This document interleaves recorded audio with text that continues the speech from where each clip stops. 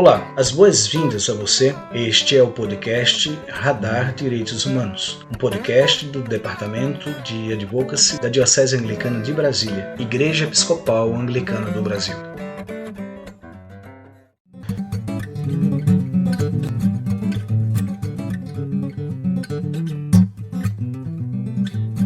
Olá pessoal, eu me chamo Jacinta Chaves, sou psicóloga social e clínica e membro da paróquia anglicana São Felipe, em Goiânia, da Diocese Anglicana de Brasília.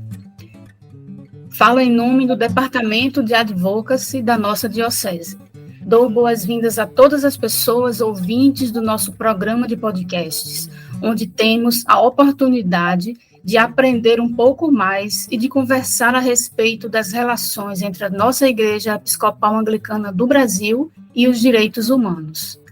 O tema deste episódio é Mulheres Negras e a Igreja Brasileira. Hoje eu tenho a satisfação de conversar com Liz Guimarães, que é pedagoga, educadora popular, educadora sistêmica e diaconisa, integrante da Rede Mulheres Negras Evangélicas e da equipe do projeto Eu Escrevo Cartas de Amor. Liz, seja muito bem-vinda ao Radar Direitos Humanos. É uma alegria ter você aqui conosco.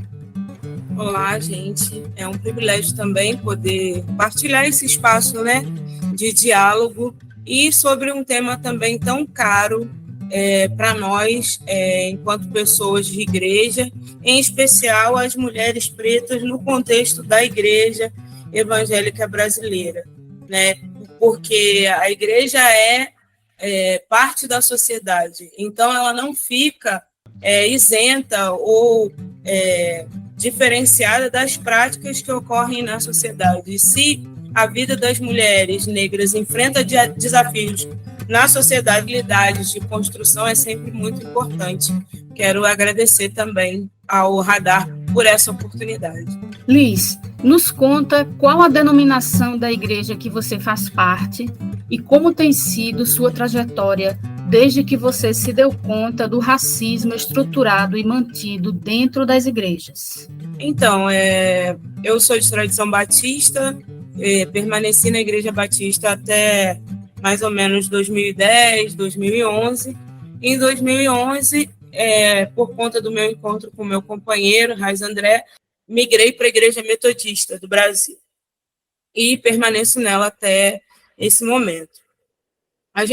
Eu comecei a caminhada eu gosto de usar essa expressão, de me tornar mulher negra aos 23 anos, a partir da militância de outras mulheres negras de igreja, Ana Gomes e Maria da Fé, duas mulheres do movimento de mulheres negras do Rio de Janeiro, que na época integravam o Fórum de Mulheres Negras Cristãs.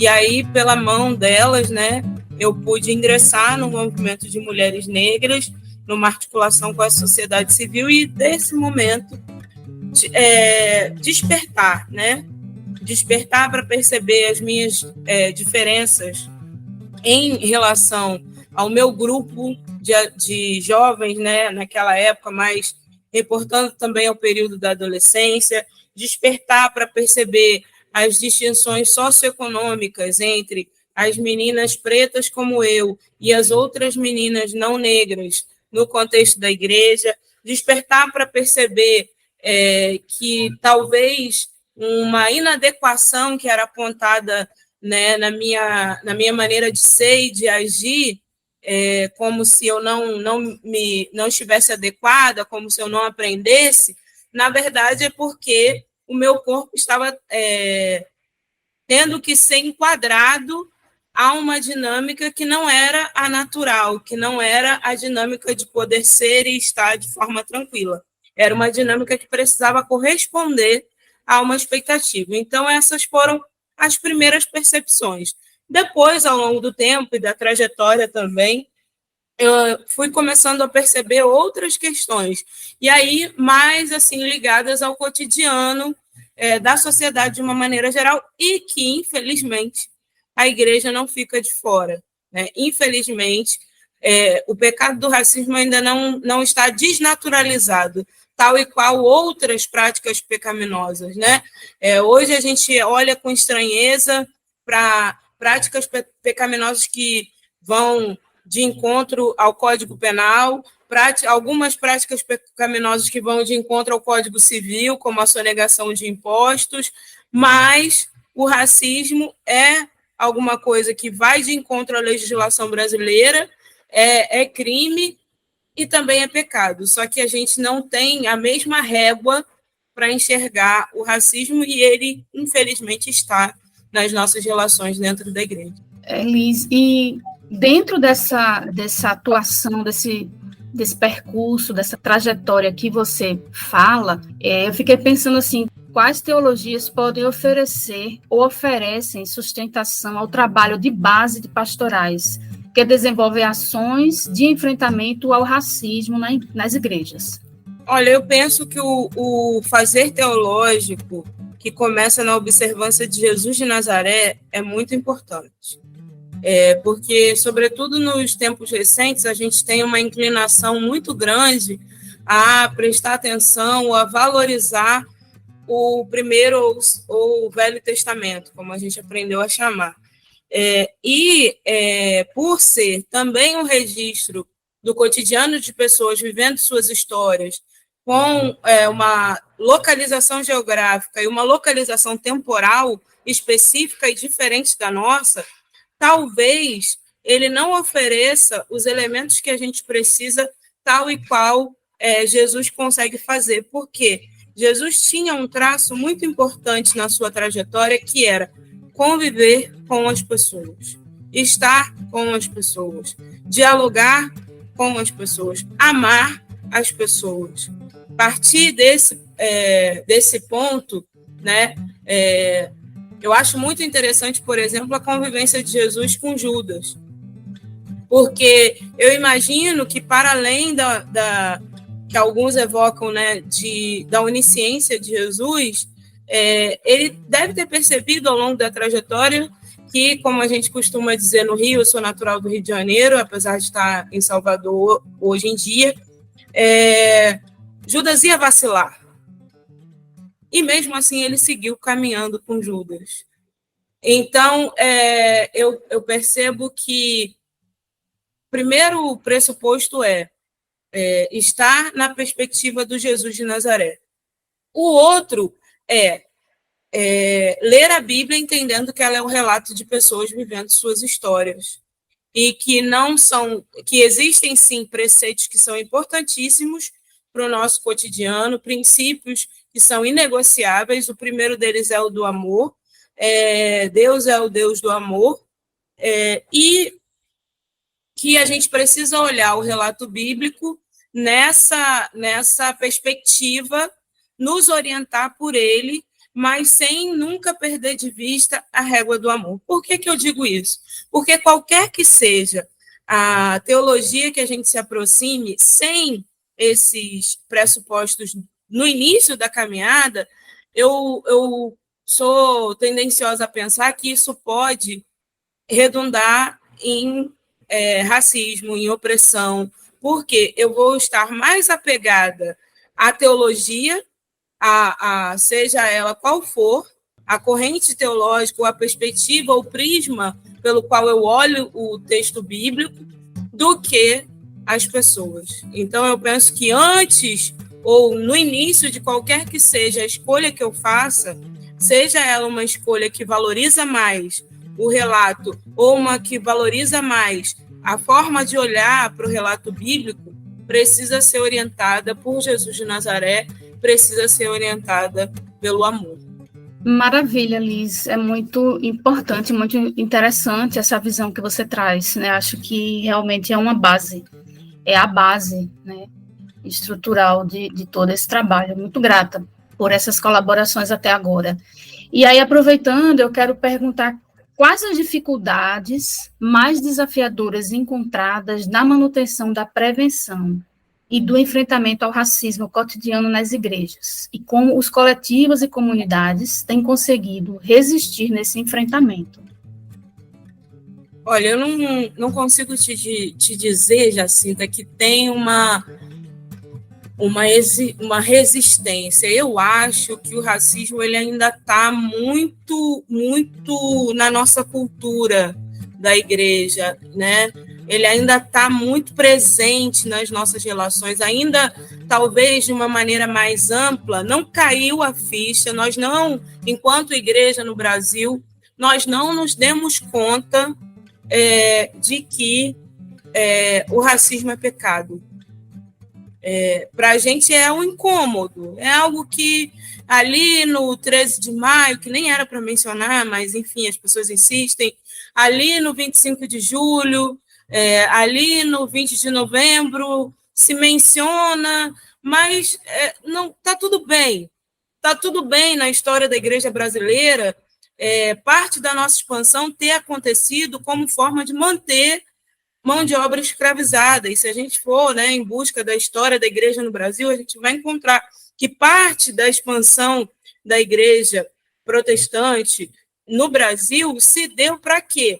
Para manter mão de obra escravizada, porque em outros territórios já não era mais possível manter mão de obra escravizada. Então, não, no Brasil a gente vai conseguir permanecer mais um pouco com esse mercado, com essa mão de obra, então vamos para o Brasil. E a justificativa nós vamos pregar o evangelho no Brasil. Então, esse reconhecimento não é um reconhecimento que a gente faz para caminhar diferente. Nós continuamos mantendo na dinâmica das nossas igrejas as mulheres negras relegadas ao serviço. Não é incomum que nós olhemos os colegiados de clérigos e clérigas nas igrejas e tenhamos que procurar de novo a representação de pessoas pretas, sobretudo a representação de mulheres pretas. E eu sempre me pergunto, essa é alguma coisa que me persegue, para a qual eu estou sempre olhando, se as mulheres pretas que estão na comunidade de fé há 20, 30, 40 anos, sempre na cantina, sempre na conservação e na limpeza, sempre no cuidado com as crianças ou qualquer outra atividade de prestação de serviço ou de cuidado, elas não têm experiência de fé? Será que elas não têm testemunho para compartilhar? Será que elas não têm interpretações do texto bíblico que são importantes de serem partilhadas? Por que só ressaltar essa presença e essas vozes em datas específicas? Por que sempre se valer do calendário, que ainda, né, é alguma coisa que parece alguma coisa azeda, sabe? 20 de novembro, parece, não está tranquilo. Tem eu acho que é muito, como é que eu posso colocar? É muito subjetivo, mas não está tudo bem, sabe? Ainda é incômodo, ainda é estranho. E aí a gente tem, quando tem as pessoas pretas, em especial as mulheres pretas, que é o nosso ponto focal aqui, só nos momentos que o calendário chama, quando essas mulheres têm suas trajetórias de fé e suas experiências de fé e poderiam partilhá-las e abençoar tal e qual a vida da igreja e, principalmente, provocar outros lugares. Porque quando a gente, né, coloca o corpo que fala, a gente também fala de um lugar, de uma historicidade. E aí, se a gente tem... eu vou à igreja desde que eu tinha 3 anos de idade. Eu tive talvez 5 pastores diferentes ao longo dessa trajetória. Desses 5, 3 deles eram negros. Só que desses 3 que eram negros, apenas um se reconhecia como tal. Então, percebe como que eu passei boa parte da minha trajetória enquanto pessoa pertencente à igreja evangélica e 2 igrejas tradicionais, né, a Igreja Batista e a Igreja Metodista, ouvindo um discurso que vinha da mesma base, e só para não ficar só nessa observação, se a gente for olhar os currículos das universidades que têm o curso de teologia, a gente não vai achar o pastor Martin Luther King. A gente não vai achar registros da irmã Rosa Parks como uma mulher metodista que também fez parte da luta pelos direitos civis nos Estados Unidos. A gente não vai achar registros de homens e mulheres cristãs sem a necessidade de ir além. Simplesmente essa é alguma coisa que parece que agora, 2 anos atrás, só excedendo um pouquinho aqui, mas eu acho importante pontuar, uma editora, que é a editora Recriar, retomou algumas publicações no ambiente do que a gente aprendeu a marcar como teologia negra. Dessa atitude da editora Recriar, até agora, nós temos 40 anos de espaço entre a última publicação traduzida e as que a editora Recriar começou a fazer há mais ou menos uns 2 anos atrás. Então, é alguma coisa que também é sistemática, não é só uma percepção. Existe um apagamento, existe uma manutenção das mesmas vozes e dos mesmos pontos de vista. Eu acho que esse é um ponto a ser trabalhado mesmo por nós. Essa sua fala me lembrou uma fala da Diva Moreira, jornalista e cientista política, né, quando ela diz assim: tudo para nós é muito difícil, porque a questão do racismo tem a ver com a sobrevivência do capitalismo. Eu tenho uma proposta que eu acho que seria, né, o argumento da Diva com essa proposta de execução, que é fazer alguma coisa inspirada numa série que o Fantástico já fez. Eles fizeram Mundo Sem Mulheres. Eles pegaram um bairro na zona norte do Rio de Janeiro, tiraram, né, selecionaram famílias e tiraram as mulheres daquele contexto das famílias e filmaram o que aconteceu. Uma experiência muito interessante. Eu tenho vontade de fazer Igreja Sem Mulheres.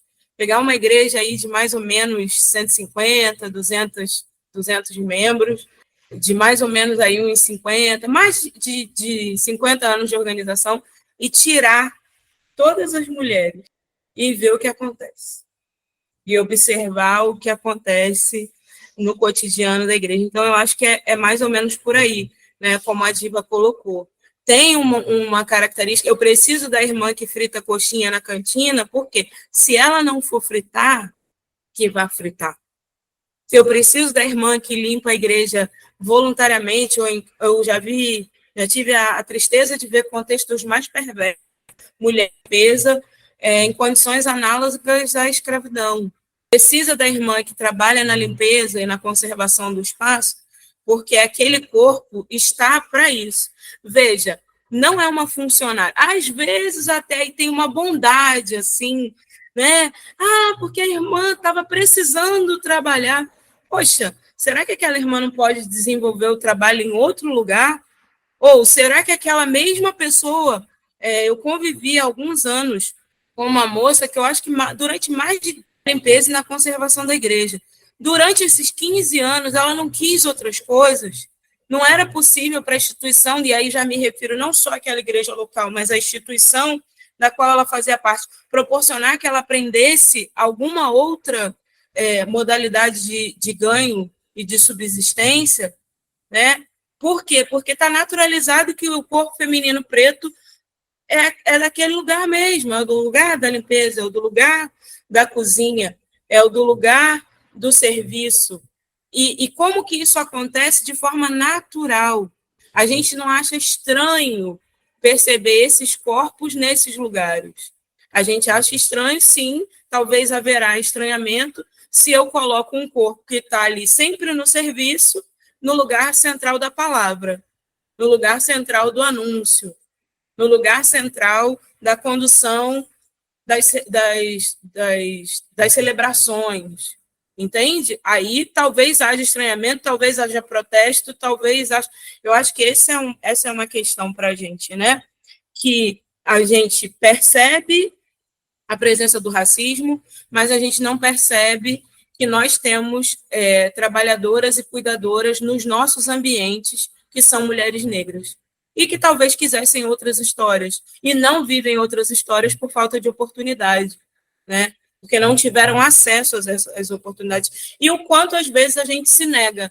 Eu conheço uma família de uma mulher que é trabalhadora doméstica, que ela está na 3ª geração da mesma família. Ela ajudou a criar o avô, criou os filhos dessa família, os filhos desse avô que ela ajudou a criar, e agora ela continua como trabalhadora doméstica na mesma família, criando os netos. Será que essa mulher nunca quis outra história, outras possibilidades de vida? Porque nada é tão ruim que não possa piorar, ela não é alfabetizada. Entendeu? E aí você olha quem é esse corpo. É um corpo feminino, preto, retinto. Ou seja, tudo bem, está onde está há quase 40 anos. E não está tudo bem. E nós, como igreja, temos a dificuldade de não só perceber, como agir contra essa estruturalidade do racismo. E dentro disso que você traz, Liz, então, como é que você avalia os efeitos do enfrentamento do racismo nas igrejas nos últimos 10 anos, por exemplo, e quais as perspectivas futuras no âmbito dessa ação?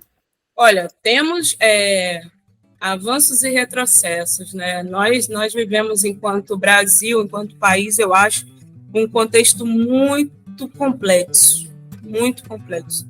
À mesma medida que nós temos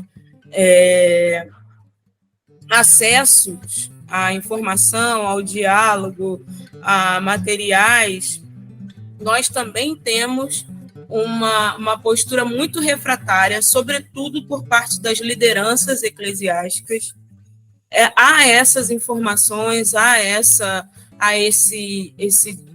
essas teorias. Por exemplo, volta e meia se discute nas redes sociais que teologia é válida, o que é evangelho e o que não é evangelho, o que é aprovado por Deus e o que não é aprovado por Deus. Enquanto que eu percebo, especificamente, né, dentro do campo do combate ao racismo, que Jesus diz: eu vim para que tenham vida e a vivam plenamente. E aí eu olho para as pessoas à minha volta, todas as pessoas à minha volta estão vivendo, as pessoas cristãs à minha volta, estão vivendo plenamente? Haviam pessoas, por exemplo, no contexto onde nós atuamos aqui em Salvador, no auge da pandemia do coronavírus, tendo que pegar restos na lixeira do mercado do bairro. E eram pessoas, algumas delas, pessoas de igreja. Sendo que, se você olhar para essa mesma instituição, tem pessoas que têm uma condição de vida muito boa. Dentro da mesma instituição. Em muitos lugares, essa semana mesmo viralizou um vídeo de uma moça falando dos luxos que a igreja dela a permite ter. Aí eu penso, será que todo mundo que congrega nessa igreja tem comida para hoje e sabe o que vai comer ao longo da semana? Será que todo mundo nessa igreja que vai lá viver essa experiência meio de shopping, né? De experimentar uma vida luxuosa, porque ninguém mora lá, né? Então é uma vida luxuosa com hora para acabar. Tem condições dignas de trabalho? Será que nenhuma mulher nessa igreja luxuosa sofre violência? Às vezes violência sexual, violência física, muitas vezes perpetrada pelos seus companheiros, né, por pessoas próximas. Então, assim, a gente percebe o quanto que é difícil esse nosso tempo, porque é um tempo que a gente tem acesso, mas que, sobretudo, há um esforço também de fazer com que as pessoas não se aproximem dessas temáticas como se elas nos afastassem de Jesus ou do Evangelho, quando não. Pensar numa perspectiva antirracista, pensar a reparação do dano causado pelos efeitos da escravização no Brasil, pensar em equidade à luz de Atos 2, a partir do versículo 36, é estar cada vez mais aproximada, junto, perto de Jesus de Nazaré. Mas é um Jesus que nos obriga a abandonar a ilusão de poder e de status. Então, talvez por isso sejam as lideranças as que rechaçam tão mais, né? Aquilo que pode nos tirar, nos colocar nos moldes da igreja primitiva, se a gente for dizer assim, né? Eu amo esse fragmento. E todos os que criam estavam juntos, tinham tudo em comum, vendiam suas coisas e dividiam entre todos, segundo a necessidade de cada um. Eu acho muito completo esse fragmento, assim. Eu acho que não fica nada de fora, sabe? Mas a gente percebe que essa não é uma realidade das nossas igrejas. Você tem lideranças eclesiásticas que usam, né, roupas caríssimas, acessórios caríssimos, quando você tem irmãs que não têm o que dar para seus filhos e que são integrantes, dizimistas e ofertantes dessas mesmas instituições. E tem mais uma coisa também, que quando eu olho para o texto bíblico, né, e olho sem querer perceber o que está escrito, porque eu sempre também penso isso. Se você pega uma Bíblia de mais de 30 anos, você vai ter no final dessa Bíblia as viagens de Paulo. E se você for olhar aquele mapa lá, você vai perceber um movimento ali entre a parte de cima do continente africano, a Ásia e depois a Europa. Só que quando a gente abraça uma perspectiva que não vê a geografia, por exemplo, a gente faz com que as pessoas também não se vejam. Então, sim, muitas pessoas estão nas igrejas e pessoas pretas que não se veem como pessoas pretas. Por quê? Porque também a sua identidade é apagada, tendo como ferramenta. Veja, não estou dizendo que é isso que está escrito no texto bíblico. Todo mundo leu que a mulher que foi acometida do castigo da lepra ficou branca. Se ela ficou branca, é porque ela não era branca. Todo mundo leu que um bebê passou batido num censo no Egito. E para um bebê passar batido no censo do Egito, não tem nenhuma condição dele ser branco, dos olhos azuis, como ele está pintado adulto na maioria dos quadros que a gente está acostumado a ver. Por quê? Se ele fosse branco, dos olhos azuis, ele não teria passado batido num censo no Egito. Então, esse não olhar do texto bíblico ainda é simbolicamente violento. Por quê? Ele apaga que o relato bíblico, sim, estava composto por nós, pretinhas e pretinhos, né? Sim, o relato bíblico estava composto por homens e mulheres negras, habitantes daquele território. Sim, nós, no Brasil, devemos a expansão ao eunuco, que fez uma rota diferente quando recebeu lá a mensagem do evangelho, entende? E que era um homem de território africano. Então, acho que esse também é um outro aspecto que a gente precisa acender a luz da atenção e olhar o quanto que, às vezes, o relato bíblico é utilizado para promover apagamento, para promover subalternidade e não dignidade. A gente sabe que não vai dar conta dessa temática, né, agora. Muitas coisas precisam ser ditas ainda, muitas questões ainda precisam ser feitas, e, enfim. Mas a gente quer agradecer muito sua participação aqui no podcast Radar Direitos Humanos, e eu passo a você agora a palavra para as considerações finais. Também quero agradecer ao Radar pela oportunidade, agradecer por vocês terem insistido. Foi difícil esse nosso encontro, a gente está entre idas e vindas aí há um tempo, mas nós conseguimos, graças a Deus. Então, quero agradecer a vocês também por esse privilégio e dizer que, sim, Jesus de Nazaré se manifestou como o Verbo vivo, Jesus de Nazaré se manifestou como o Deus encarnado, e Jesus de Nazaré também há de se manifestar como o justo juiz. E aí, quando isso acontecer, ele vai dizer: tive fome, tive preso, tive nu, fui forasteiro. E haverá que ter resposta para isso. Então, que a gente olhe para o pecado do racismo como componente desse conjunto de respostas, e que a gente se inspire a combater o pecado do racismo sendo promotoras e promotores de equidade, promotoras e promotores de vida digna, promotoras e promotores de reparação, a partir de onde nós estamos, né? E assim, como o próprio Jesus de Nazaré disse, né? De Samaria, e ele estava em Samaria nesse dia, até os confins da terra, que a partir de onde a gente está, do nosso lugar e do nosso círculo, né, de possibilidades, a gente comece a promover equidade, a promover, a ser mesmo como a gente gosta de cantar, né? Flecha, ponte e abrigo. Elis, muito grata por essa sua disponibilidade e nos mantemos aí para uma próxima oportunidade, né, de conversa, de diálogo, para a gente poder continuar nesse enfrentamento diário.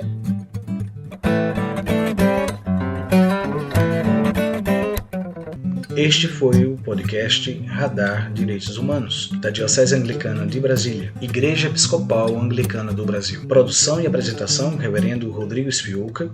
Edição do Reverendo Isaías Torquato e direção-geral do Bispo Maurício Andrade. Se você quiser entrar em contato conosco, você pode nos encontrar pelas mídias sociais, no Spotify, no Google Podcast e no agregador de podcast de sua preferência, e pela hashtag Radar Direitos Humanos. Até o nosso próximo encontro.